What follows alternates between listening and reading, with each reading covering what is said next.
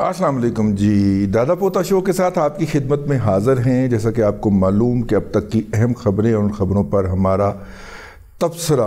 आज stock market ने कल उसने 2300 पॉइंट की गिरावट शो की थी, तकरीबन 2400 पॉइंट की, पौने 2400 पॉइंट की। आज वही वाला ट्रेंड कंटिन्यू किया और आज एक वक्त के अंदर मार्केट 1400 पॉइंट भी कमी शो कर रही थी, लेकिन फिर उसमें रिकवरी आई है। और जिस वक्त मैं आपसे मुखातिब हूँ मार्केट बंद हो चुकी है और पौने 400 पॉइंट की सिर्फ कमी के साथ बंद हुआ। और तबसरा निगार ये कहते हुए, तबसरा निगाराने कराम ये कहते हुए सुने गए कि जनाब मार्केट के अंदर जो है वो फिर अपवर्ड ट्रेंड के इंडिकेटर्स जनरेट हो गए हैं कि मार्केट जो है उसने जितना कुछ अब्जॉर्ब करना था वो कर लिया है। अब कल आपको एक नई मार्केट मिल सकती है। मैं ज़ाती तौर पे इस वक्त मार्केट से दूर रहने का हामी हूँ।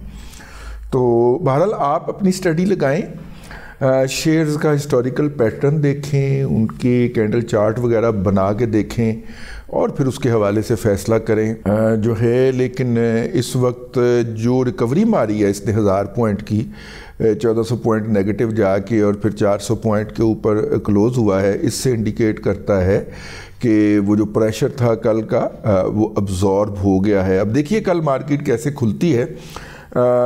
मार्केट में रिकवरी की बुनियादी वजह दो ख़बरों को करार दिया गया कि वर्ल्ड बैंक ने पाकिस्तान के लिए 35 करोड़ और तकरीबन 1.25 अरब रुपया, ये तकरीबन बना कोई 1.5 अरब डॉलर, 1.25 अरब डॉलर, तो ये तकरीबन 1.5 अरब डॉलर के करीब जो था वो लोन जो था उसकी मंजूरी की खबर आई, जिसको मार्केट ने पॉजिटिव लिया तो रिकवरी आ गई जी। ये ख़बर भी है साथ में, वर्ल्ड बैंक ने पाकिस्तान के लिए कर्ज़ा मंजूर किया है जो कि secondary markets, financial economic sustainability को मेंटेन करने के लिए जो है वो इंस्टीट्यूशन खड़े करने के लिए ये फ़ंड इस्तेमाल होगा। नेशनल सेविंग ने जी अपने प्रॉफिट्स के अंदर कमी कर दी है, जो इस बात का इशारा है। एक तरफ तो ये है कि ये बेवाओं के साथ या रिटायर हजरात के साथ ज़्यादती वाली बात है, लेकिन दूसरी तरफ ये इशारा है कि कौमी सतह के ऊपर जो शरह सूद है उसमें भी जल्द या बदेर कमी होने जा रही है। तो बिजली की कीमत की पैदावारी लागत के अंदर नवंबर के महीने में 20% इजाफा हुआ और वजह उसकी वाज़ेह थी कि पानी से बनने वाली बिजली की दस्तयाबी जो है वो कम हो गई। तो फिर आपने गैस से और तेल से बिजली बनाई तो नतीजे के तौर पे 20% तक उसमें इजाफा देखा गया। अगले बिल देने के लिए तैयारियां पढ़ लो। बुहेरा अहमर की जो बंदिश है जो कि अफ्रीका और सऊदी अरब के दरमियान जो है समंदर है और जिसके नुकर के ऊपर जो है वो वाक़या है यमन वाक़या है, और जनूबी यमन और शुमाली यमन अब अपने दो हिस्सों में तकसीम हो चुका है। और वहाँ पे बहुत अहम बंदरगाह जिसको आबो गया कर दिया गया हुआ या बेकार कर दिया गया हुआ है, वो बंदरगाह अगर ना होती तो यमन के अंदर जो खाना जंगी है वो भी ना होती, क्योंकि उस बंदरगाह से आप दुनिया की एक बहुत बड़ी तजारत का हिस्सा जो है जो कि नहर सवेज से गुज़र के आती है उसको कंट्रोल करने की पोजीशन में होते हैं। तो लिहाजा यमनियों को हमने इस काबिल छोड़ा ही नहीं। मैं दुनिया की बात कर रहा हूँ, अमेरिका की और यूरोप की बात कर रहा हूँ, वो छोड़ा ही नहीं है। यमन ने अपने जहाज़ उड़ाए हैं और उन्होंने कहा है कि कोई भी जहाज़ जो कि इसराइल की मलकियत होगा, बहरी जहाज़ या वहाँ पे रजिस्टर होगा, उसको यहाँ से गुज़रने की इजाज़त नहीं होगी, हम उसके ऊपर बम मारेंगे। वो जो उनके पास पुराने हैं 104, वो क्या है, अमेरिका का पुराना जहाज़ जो है जो कि इनकलाब से पहले ईरान के पास थे, ठीक है, काफ़ी सारी तादाद में थे। ईरान ने फिर उसको मेंटेन कर लिया, उसके पुर्जे शुर्जे बना के उसको वैसे मेंटेन किया हुआ है, तो वो उन्होंने यमन को भी दिए हुए हैं। तो यमन जो है उसके ज़रिए वहाँ से गुज़रने वाले जहाज़ों के ऊपर स्ट्राइक करने की धमकी दे रहा है। अभी सिर्फ धमकी दी है, اور وہاں پہ جو ہے وہ ٹریفک جو ہے ظاہر بند ہو جانی تھی، ٹھیک ہے.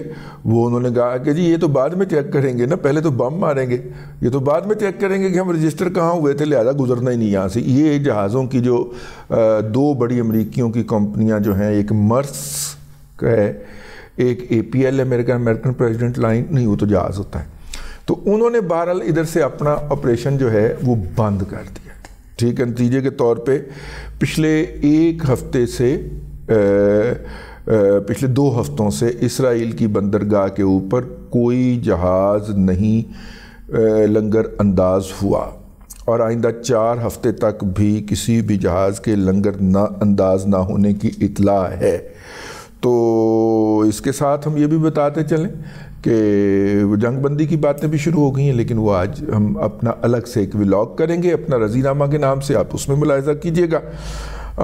لیکن یہ ہے کہ اس وقت جو ہے اب جنگ بندی کے لیے نہ جو ہے وہ فلسطینیوں کی طرف سے ہو رہی ہے، ٹھیک ہے، اخوان المسلمون کی طرف سے ہو رہی ہے، حماس کی طرف سے ہو رہی ہے، بلکہ بقول اسرائیل کے حماس کی طرف سے ہو رہی ہے. حماس کی طرف سے ہو رہی ہے جی اس وقت. وہ کہتے ہیں کہ جی بھائی جنگ بندی ہوگی تو جامع اور مکمل جنگ بندی ہوگی، ٹھیک ہے، ورنہ نہیں ہوگی. جی تو جی سے قطر نے جی اپنا بجٹ بنایا ہے، اور اس میں اس نے تیل کی قیمت کا اندازہ $60 فی بیرل پر لگایا ہے. اس کا مطلب ہے تیل تھلے آ رہا ہے. اور تو آپ کو میں نے بتایا ہوا ہے تیل میاں نواز شریف پہ عاشق ہے. میاں نواز شریف جب بھی اقتدار میں آتے ہیں تیل منہ کے بل پڑتا ہے. پچھلی دفعہ میاں نواز شریف صاحب اقتدار میں تھے تو تیل نے $56 فی بیرل کو ٹچ کیا تھا. حالانکہ ان کے اقتدار میں آنے سے پہلے جو حکومت تھی جناب آصف علی زرداری صاحب کی، اس نے دیکھا کہ تیل $140 فی بیرل تک پہنچا، اور 140 تو پھر گرنا شروع ہوا. تو ادھروں میاں نواز شریف نے حلف چکیا، تو ادھروں تیل جڑا سی وہ $58 یا $56 کے اوپر آیا، اگر آپ کو یاد ہو تو، ٹھیک ہے نا. میں تو یہ بات یاد دلاتا رہوں گا، ہم اس وقت بھی دادا پوتا شو کیا کرتے تھے، ہم نے اس وقت بھی آپ سے کہا تھا. اچھا جی، اللہ آپ کا بھلا کرے. ٹرمپ کو کولراڈو کی عدالت امریکہ نے نااہل قرار دے دیا ہے. اس نے کہا ٹرمپو الیکشن نہیں لڑ سکتا. ہیں آہو، ٹرمپو کے اوپر سارے وہ الزامات ہیں جو کہ عمران احمد خان نیازی کے اوپر تھے، ٹھیک ہے، اور ٹرمپو پہلے ہی فارغ ہوا تھا، خان صاحب بعد میں فارغ ہوئے تھے حکومت سے، سمجھ گیا نا. اور ٹرمپو بھی الیکشن ہارا تھا، خان بھی الیکشن ہارا تھا، مطلب اسمبلی کے اندر گنتی ہار گیا نا. تو اب جناب ٹرمپو نااہل پہلے ہو گیا ہے، تو ظاہر ہے وہ پہلے اقتدار سے نکلا، اس کے بعد خان صاحب نکلے، اب وہ نااہل ہو گیا. اگلی گل تسی آپ پہ سمجھ جاؤ ہیں. آج کا فیڈ بیک شروع کرتے ہیں، اور فیڈ بیک آج ہم پڑھیں گے 28 نومبر کا.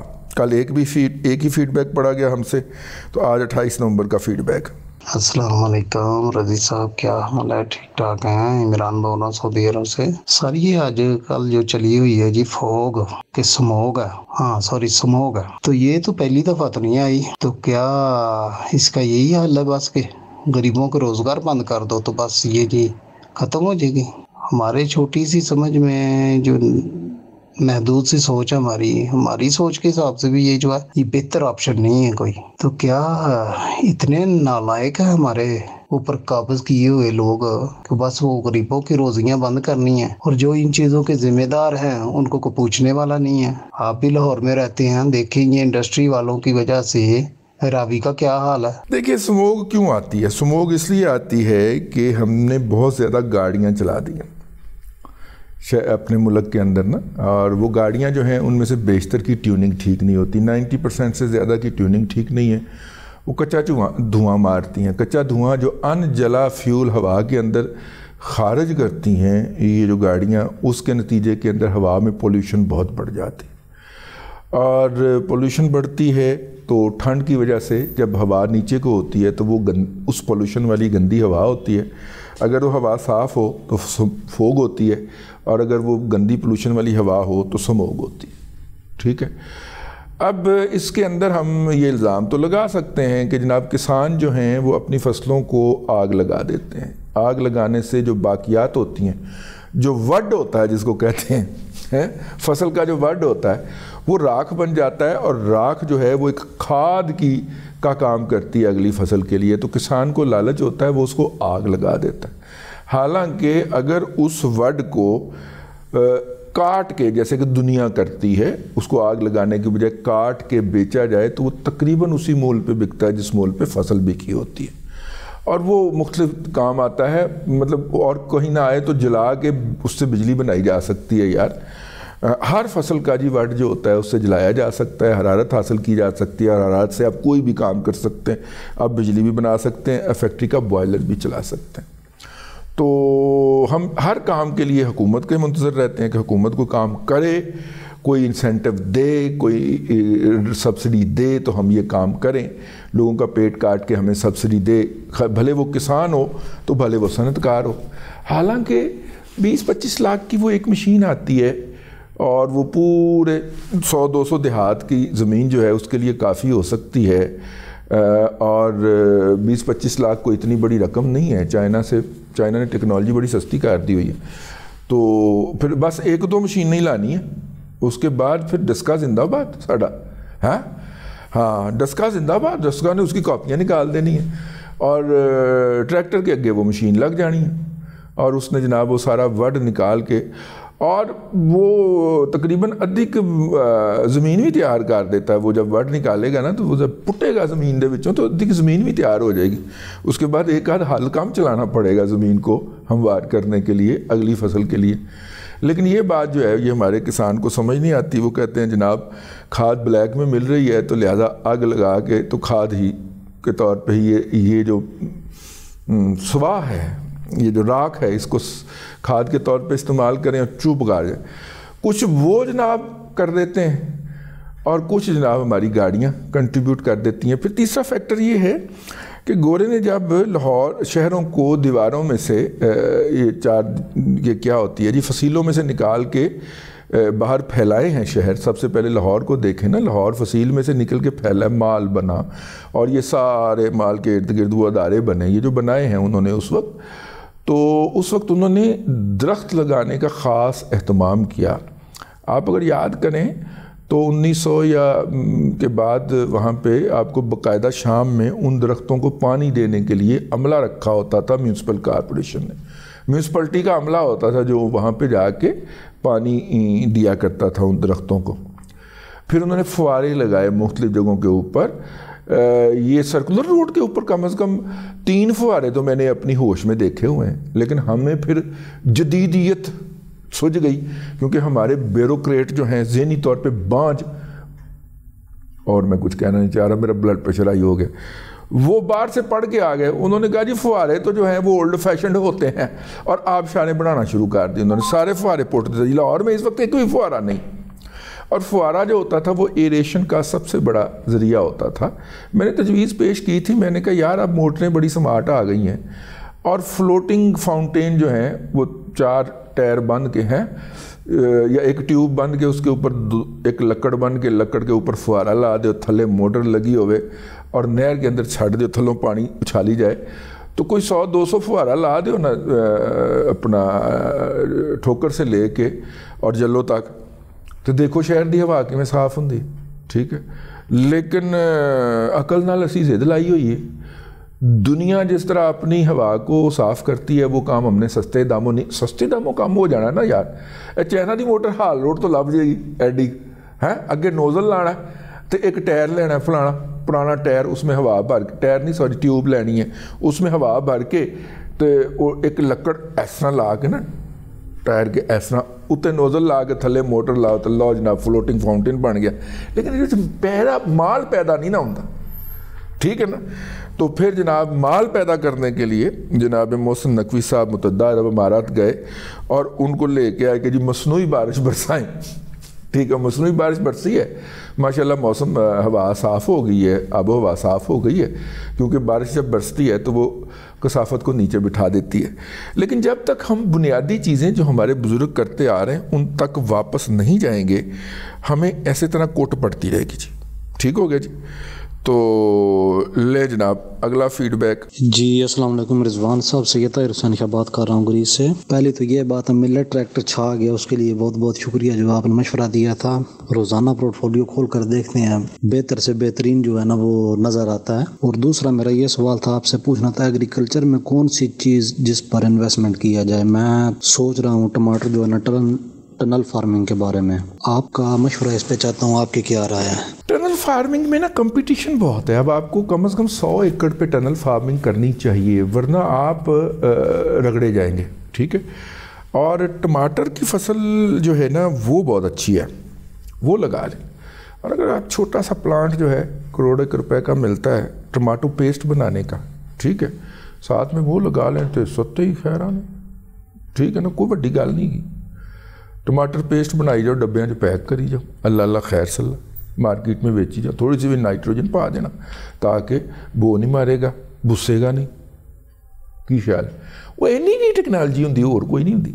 لیکن ٹماٹر ویسے بھی دیکھیے نا، ٹماٹر سال کے اندر جو ہے وہ 20 سے 22 روپے پر کے جی اس کی لاگت آتی ہے. میں نے نہیں دیکھا بازار کے اندر ٹماٹر پورا سال 50 سے کبھی نیچے آیا ہو. کی خیال ہے؟ تو اس پہ غور کریں. ایک وہ کیا نام ہے وہ چائنا کا جو کھٹا میٹھا ٹماٹر ہے اس کا 10 ایکڑ لگا لے، 1 ایکڑ لگا لے. لیکن یار ایک اور کام کیوں نہیں کرتا؟ ایک پھل ہے چکوترا نہیں، پپیتا. پپیتے کا باغ لگا کے دیکھیں 1 ایکڑ کے اندر. ایک قصور کی سائڈ کے اوپر ہمارے ایک لسٹر نے لگایا ہوا ہے، وہ ہمیں ہر چوتھے دن دعوت رہتے ہیں کہ آپ ہمارے پپیتے کے باغ کی سیر کرنے کے لیے آئے. میں کتوں جانا ہے بوڑھے والے، لیکن اس نے لگایا، اس کا بڑا کامیاب تجربہ رہا ہے. تو پپیتا جناب آپ دیکھیں نا، مارکیٹ کے اندر آپ لینے جائیں تو ایک پپیتا 250-300 روپے کا ملتا ہے. تو باغ تو ایک دفعہ انویسٹمنٹ کر دی ہے نا، تیسرے سال انہیں پھل دینے شروع کر دینے، پھر آل ایجز ٹو کم ہے، موجہ ہی موجہ، 4 چفیرے پھر موجہ ہی موجہ. تو تھوڑا سا اس کی سائڈ کے اوپر اگر آپ ایگریکلچر کی طرف جانا چاہتے ہیں تو اس طرح کا کوئی کام کریں. اس کے علاوہ 1-2 ایسے پھل ہیں، جیسے لیٹن امریکہ کا ایک پھل ہے، مجھے اس کا نام بھول گیا، بہت مہنگا بکتا ہے، پاکستان میں امپورٹ ہوتا ہے. تو یہاں پہ 1-2 دوستوں نے تجربہ کیا. پھر میں کہوں گا یہ جو ہے نا پتوگی کے پاس یہ والے کیا نام ہے نرسریوں والے، ان میں سے ایک پارٹی نے تجربہ کیا ہے جی. ان کا تجربہ بہت کامیاب رہا ہے اور عیاشی کر رہے ہیں باقاعدہ، اینے کو منافع نہیں. تو ادھر اس کے اوپر بھی غور ہو سکتا ہے. تو اس طرح کے کوئی نان ٹریڈیشنل کام کریں. ٹنل کے اندر بھی بہت آ گئے ہیں، باقیوں کے اندر بھی کمپٹیشن ہوگا. یہ وہ شعبے ہیں جہاں پہ مقابلہ نہ ہو. اور میں آپ کو کہا کرتا ہوں کہ اپنے بچوں کو ایسے شعبے میں ڈالیں کہ جس میں مقابلہ نہ ہو. ٹھیک ہے. اور دنیا کے اندر ایسے شعبے آ چکے ہیں، روایتی شعبوں کے اندر مقابلہ بھی بہت ہے، اور بیچارہ انجینئر اور ڈاکٹر بن کے باہر نکلتا تو پتہ چلتا نوکری بھی کوئی نہیں ہے. ٹھیک ہے نا. لیں جناب اب تک کے لیے اتنا ہی. اگلے دادا پوتا شو میں پھر حاضری ہوگی. اللہ تبارک و تعالیٰ آپ کو آسانیاں عطا کرے اور آسانیاں خلق خدا میں تقسیم کرنے کی توفیق عطا کرے.